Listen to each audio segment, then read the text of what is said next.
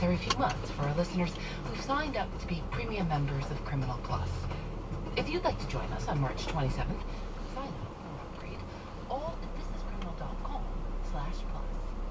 Hope to see you on the 27th. It starts really innocently. In Molly's case, it's in her teeth. She has an aching tooth. And as you would, she goes to the dentist, she has the tooth pulled, and hopes that that will be the end of it. Molly Maggia was in her mid-20s. But then she finds that the next tooth starts to hurt, and she finds that where the original tooth was extracted, it's not healing. And so she goes to the dentist again, she has another tooth pulled. Then another tooth started hurting. And then another. Her dentist pulled those out too. He thought it might be gum disease and started treatment, but it didn't get any better. Her doctor tested her for syphilis. The test came back negative. And eventually, Molly doesn't have to keep going back to the dentist because her teeth are literally falling out on their own. And the holes that are left behind have become these agonizing mouth ulcers. Molly Maggia lived in Orange, New Jersey. Her parents immigrated from Italy, and she was one of 7 girls. But unlike her older sisters, she didn't get married or have children. Molly left home and moved into a woman's boarding house. At night, she went out dancing, and during the day, she worked at a watch dial factory.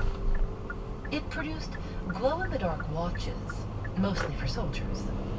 Glow-in-the-dark paint then became hugely in demand because you wanted soldiers' watches to glow in the dark when they're in the trenches. You wanted glow-in-the-dark instruments, in aeroplanes, on the dashboards of, automobiles. It was just hugely in demand once the war began. We're hearing from author Kate Moore. So you'd have whole factories with people making these glow-in-the-dark watch faces. How were they actually created? A cohort of young women, mostly teenagers, would paint the numerals and the hands of the glow-in-the-dark watches and clocks and instruments. They would dip their brushes in these little crucibles, and then they would suck on the brush. It was a technique called lip pointing, and they were instructed by the company to do that because it put a really fine point on the brush. So when they then painted the watches and the clock faces, the glow-in-the-dark paint would go on, onto these tiny, tiny surfaces that the girls had been employed to paint. Was this a good job to have? Oh, the best. It was an incredibly lucrative profession. The girls were paid by the number of watch faces they painted in a day, and they painted a lot of them. They were some of the highest paid women in the country. They liked the work, and they liked each other. They used to eat ice creams on their breaks. There was a little brook that ran behind one of the dial painting studios, and there were photographs of the girls sitting on this sort of makeshift wooden bridge that ran across the water, dipping their toes in the water and eating ice cream cones. Molly Maggia was one of the fastest dial painters at the factory. But as the pain in her mouth got worse and more of her teeth began to fall out, it was hard for her to work. She slowed down, and her friends noticed she was in pain. Her mouth eventually got so bad she could barely eat or talk. One day she goes to the dentist again to try and get some relief from her aching jaw, and he reaches into her mouth and just probes in the painful place where Molly says the pain is worst. And he finds that her jawbone literally breaks against his fingers at his gentle touch, and he's able to lift her jawbone out of her mouth, not by an operation, but simply by lifting it out, because her mouth has been so destroyed and disintegrated by this mysterious attacking power. Wow. I'm Phoebe Judge. This is Criminal.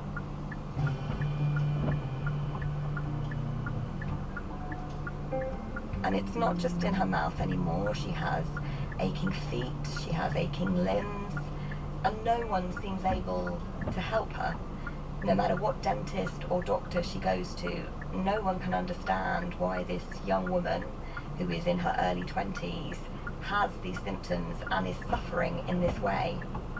And the more they try and help her, the faster the disease, this mysterious disease, seems to attack her body.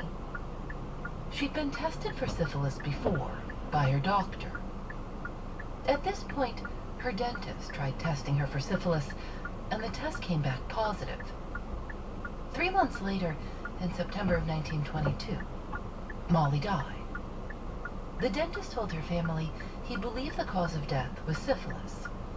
Her family tried to keep that a secret. But then one of Molly's friends, Irene, started having pain in her mouth. And then her friend Hazel did too. And so they start talking to each other about their aching teeth, their aching legs, their aching backs.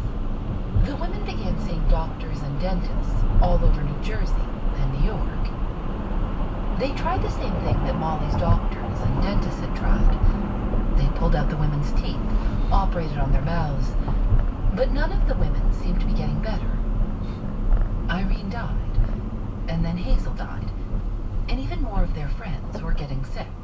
As more women start to sicken, they have a meeting and they say they realise there is something going on about this thing, that there must be a connection between their different ailments, between all of them starting to sicken in this way. They had all worked at the same company, doing the same job, painting watch tiles. One of the women went to the Department of Health and told them what was happening. The Department of Health went to the factory and asked the foreman what was going on. He denied that there was any problem. But more women were getting sick. And the girls are sort of trapped in this nightmare where none of the dentists or doctors they're going to for help can help them. The company is not doing anything to assist, and they don't know what's going on. One dentist even told the head of operations at the factory to stop production. But the factory didn't listen. They stayed open. By this point, many of the women who hadn't already stopped work because they were too sick quit. What an idiot. The mother of a woman who was sick announced she would be filing a workers' compensation claim. After that, the head of the factory finally decided to launch an investigation. But only in private. They brought in public health experts to do it. So the company go for professionals at the top of their game. They consult Dr. Cecil Drinker, who is the professor of physiology at the Harvard School of Public Health, and they ask him and his equally brilliant wife, Dr. Catherine Drinker, to conduct a study at the New Jersey plant to get to the bottom of what's going on, anticipating that it will give them a clean bill of health. Cecil and Catherine Drinker drew blood from the women working at the factory. They examined their teeth. And then they noticed something very odd. The women's skin seemed to be glowing, just like the glow-in-the-dark paint they used on the watches. We'll be right back.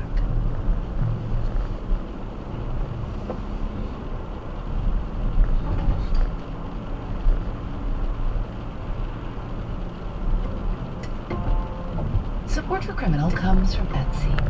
Etsy has a new feature called Gift Mode that can help you find the perfect item for anyone and any occasion. Whether you have a gift in mind or you need to browse until you come across the right thing, you'll find what you're looking for on Etsy. In Gift Mode, there are hundreds of ways to sort through all of the independent sellers, with categories like the history buff, the rock climber, or the woodworker.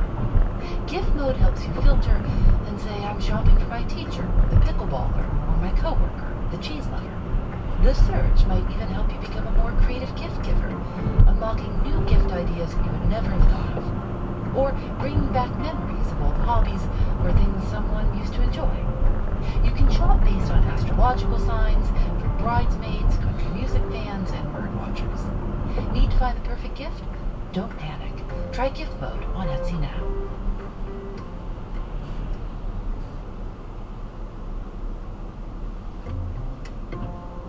Thanks to Squarespace for their support. Squarespace is an all-in-one platform that you can use to build a website. Whether you're making a new website for your new podcast, teaching language courses, or selling ceramics, Squarespace has all the tools you need to create the perfect landing spot. You can create a polished, professional website that connects people with whatever it is you're excited about. Here at Criminal, we've used Squarespace a lot. We've designed show sites, and we did an advice column called Phoebe Judge Me, where we took your questions and I offered my kind of advice. Maybe we should get that going again. I didn't have any experience at all making a website and thought it was very easy with Squarespace, and it looked great too. Visit squarespace.com/criminal for a free trial.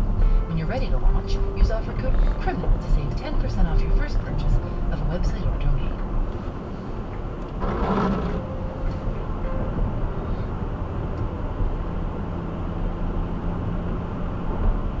When Dr. Cecil and Catherine Drinker noticed that the skin of the women who worked at the watch dial factory was glowing, they investigated each ingredient in the paint. And what did the study find? The study found that radium was at fault. The element radium was what made the watches glow. When the women licked the brushes to paint the numbers on each watch face, they were ingesting radium. Cecil and Catherine Drinker concluded that this was what was making them sick, which was not what the factory wanted to hear. They get into a private rows with Dr. Drinker, disputing his results, saying it's not a full study, casting doubt on his professionalism, refusing to admit the results basically, and then they bury it. They refuse to allow Drinker to publish it independently, and they themselves sit on it. They don't publish it, they don't warn anyone, they completely try and hush it up. Kate Moore says that in the early 1920s, radium was everywhere. You walk into your local drugstore and there would be radium dressings, radium toothpaste to give you a brighter smile with every brushing, radium cosmetics to give you a glowing complexion, radium pills to treat anything from hay fever to gout, radium chocolate just to sort of give you a little extra pep with your sugary snack, radium lingerie to try and boost your sex life. Because you'd be kind of like shining? Yeah, literally. I mean, that was that was the idea. Glowing. Glowing, absolutely. There was radium lipstick, radium energy drinks. One farmer even suggested putting radium in chicken feed to see if it would make the eggs boil themselves. It even made it into a Broadway play called Piff Paff Poof and a song called The Radium Dance.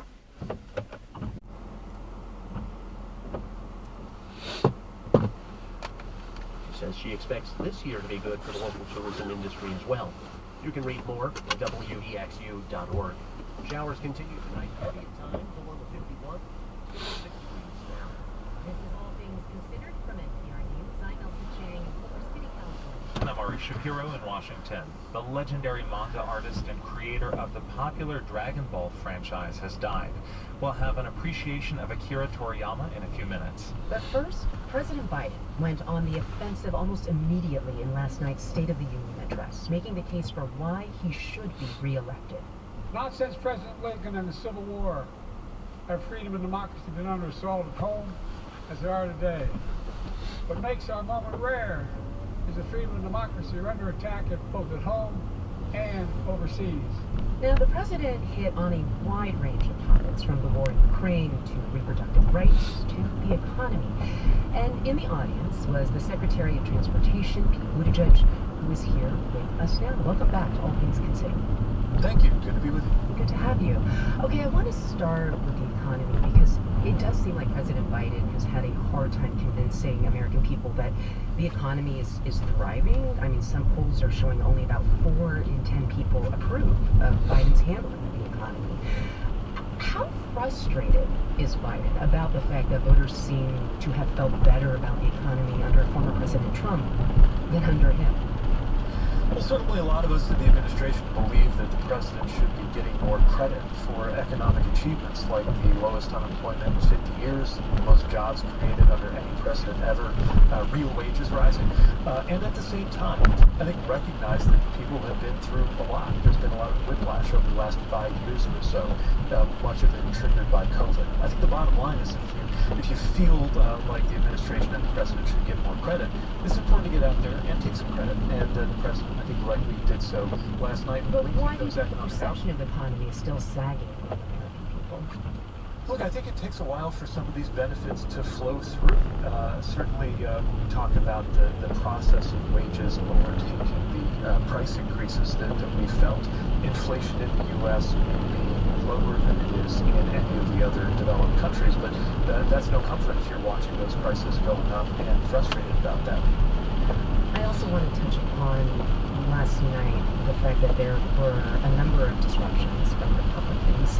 There was one pretty awkward exchange from Georgia Representative Marjorie Taylor Greene.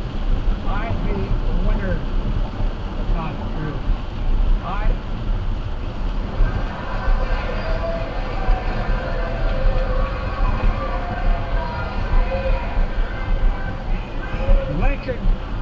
Lincoln Riley, an innocent young woman who was killed by an illegal.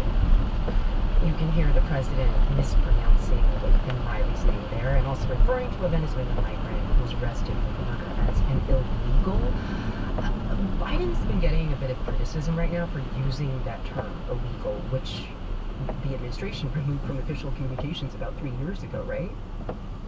Well, the president was responding, playing back the language that was being hurled at him from the House floor, but the substance of what he said next was explaining why this tragic situation should not be a political football, why it should not be used to generalize an attack on migrants or immigrants, and why that kind of generalization goes hand in hand with the rhetoric of the former president referring to immigrants as polluting the blood of the American people. But I need to ask you, like, when you heard him use that phrase, an illegal, what went through your mind? Again, he was responding to the language that was being thrown at him from the floor. And the position that he put forward is clear, which is that America can secure its border if only we have the bipartisan cooperation that we seem to have in Congress until President Trump put a chill on congressional Republicans' willingness to do something about it. But we can secure our border in a way that is compatible with our values, not at odds with our values. That's been his policy, and that's his approach. Well, a huge issue for Biden going into this election is his age. And, you know, in the Republican rebuttal last night, Alabama Senator Katie Britt, she hit that issue pretty hard, Biden's age.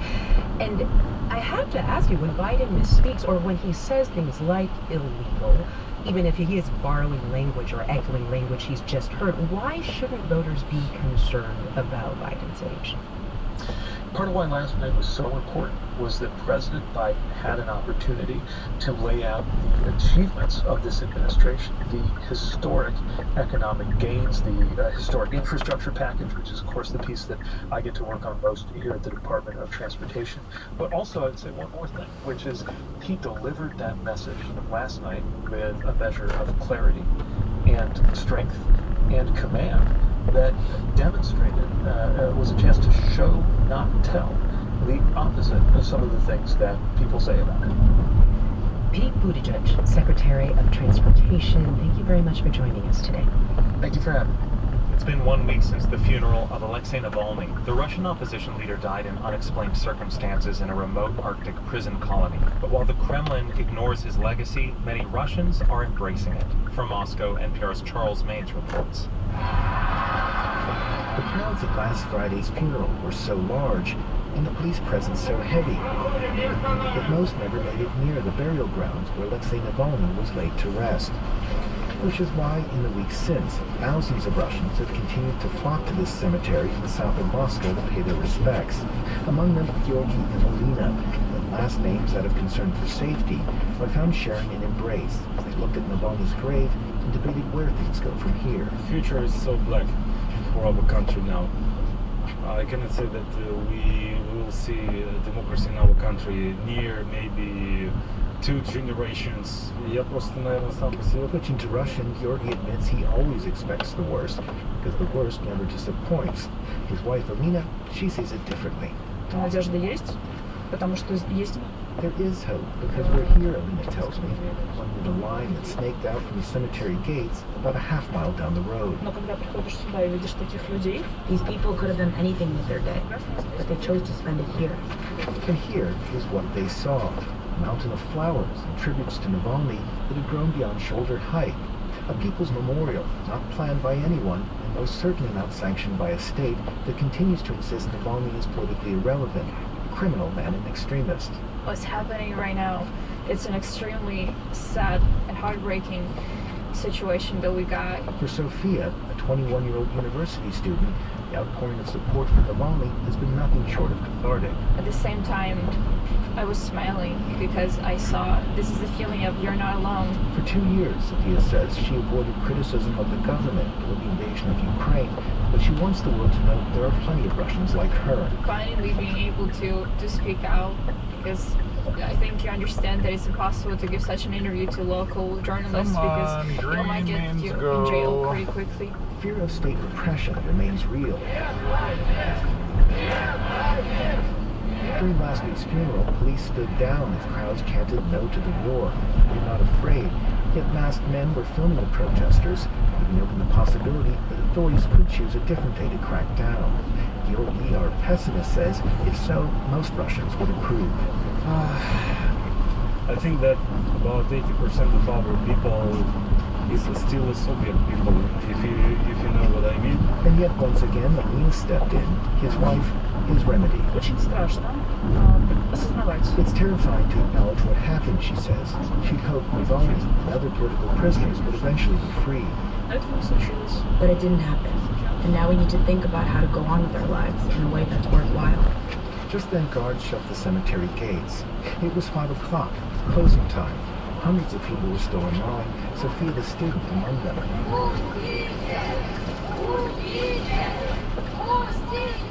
People are still coming. They're screaming, let us in. They want at least these seconds near this memorial. And then a final act of defiance from Russians who say Navalny represented an alternate path for the country. The line moved forward, and one after another, they tossed their flowers over the cemetery wall.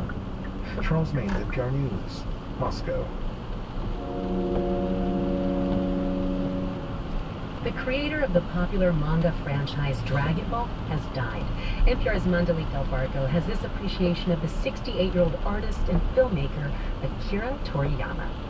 Growing up in Japan, Akira Toriyama watched Bruce Lee martial arts movies and anime cartoons, and he drew a lot of manga comics.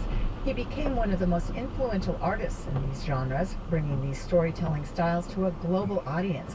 First in the 1980s with his series Dr. Slump, about a little girl who is a robot and the scientist who invented her. The animated version of Dr. Slump was a hit on Fuji TV and spawned novels, video games, and movies. They included what would become Toriyama's signature images and comedic themes: robots, spacecraft, Star Wars-like space battles.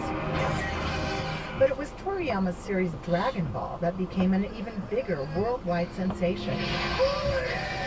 The series follows the adventures of Goku, who grows from a boy to a man skilled in Kung Fu. Goku is a human-like alien who defends Earth from villains like Frieza. Come on, I am the hope of the universe. I am the answer to all living things that cry out for peace. And with his friends, he searches for magical orbs known as Dragon Balls to summon a dragon who grants wishes. The original story was inspired by a classical 16th century Chinese novel and Hong Kong martial arts films. Dragon Ball became a franchise, inspiring best-selling anime series and films and popular video games. There's a lot of Dragon Ball merch, even an electric car Toriyama designed, and the characters became folk heroes and references in hip-hop. Toriyama's production company, Bird Studios, said in a statement that the artist had been in the middle of more creative work when he died. Fans around the world are mourning, with one tweeting, quote, "He taught us that we all have a Goku in us and a Frieza to overcome." Mandalik Albarco, NPR News.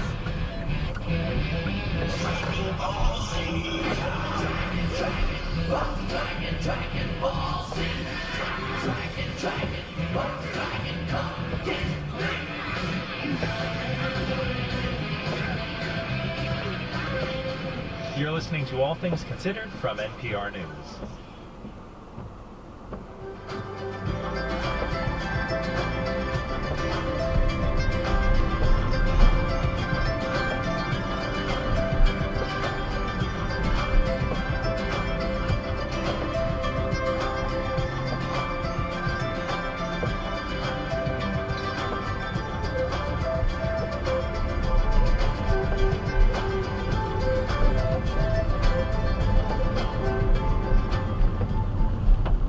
Support comes from Memorial Hall, presenting one of the most lyrical and intimate voices of contemporary jazz piano, Brad Meldo, March 21st at Memorial Hall, OTR.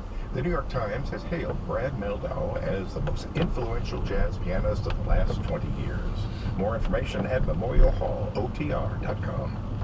Support for WBXU comes from the Original Mattress Factory, an employee-owned and operated company hand-building mattresses in Box Springs in Fairfield for over 30 years and selling directly to their neighbors through 9 Original Mattress showrooms serving the tri-state and Dayton. To learn more about their customer-first philosophy, products, and store locations, visit originalmattress.com. Support comes from Cincinnati Museum Center, presenting Pompeii the Exhibition. Open now through July 28th at Union Terminal. Through 150 artifacts, Pompeii the Exhibition tells the tale of a city hidden from view and forgotten for centuries. Pompeii the Exhibition, open now through July 28th. Tickets and information at cincymuseumcenter.org.